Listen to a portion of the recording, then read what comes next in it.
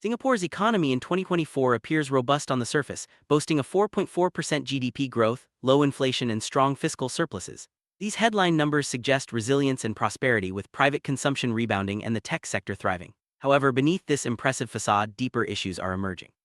Projected slowdown to 1.7% growth in 2025 highlights Singapore's vulnerability to global uncertainties, such as escalating trade tensions and supply chain disruptions. The labor market, once a pillar of stability, is showing early signs of stress, with unemployment ticking up and job growth increasingly favoring non-residents. While official statistics paint a picture of stability, the lived experiences of ordinary Singaporeans tell a more complex story, one where economic success does not always translate into widespread well-being. As we look closer, the gap between macroeconomic achievement and social reality becomes increasingly apparent. Despite impressive job creation figures, a startling 91% of new jobs from 2022 to 2024 went to non-residents, leaving only a small fraction for Singaporean citizens and permanent residents. Financial commentator Liang Shihian has long warned that such statistics mask the reality for local workers, who face increasing competition and wage suppression. Structural reliance on foreign labor not only limits opportunities for locals, but also risks eroding social cohesion and fueling resentment.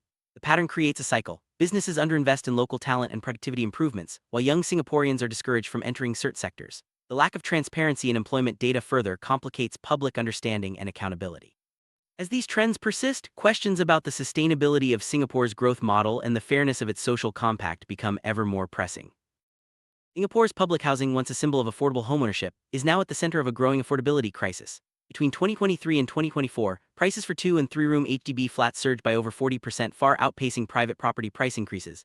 This paradox, where subsidized public housing becomes less accessible than private housing, reflects deeper systemic issues.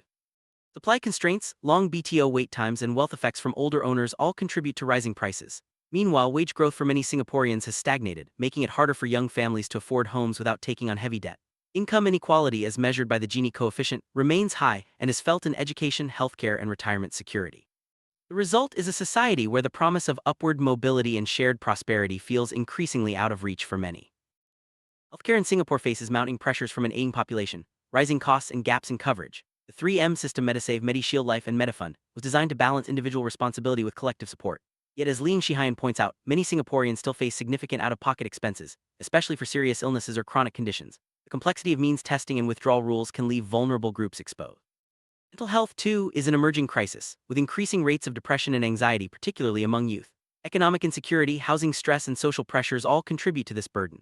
Without more robust safety nets and accessible care, both physical and mental health challenges threaten to undermine Singapore's long-term social stability and economic vitality.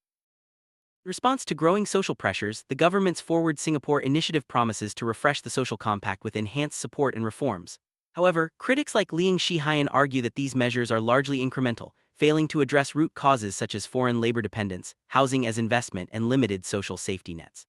Three possible futures emerge: managed decline, where incrementalism prevails and inequality deepens; crisis-driven reform, where shock forces bold changes; or proactive transformation, where visionary leadership tackles structural issues head-on. The stakes are high. Whether Singapore can renew its promise of shared prosperity or slides into greater stratification depends on the choices made today. The data is clear and the warnings have been sounded. Will change come by design or by necessity?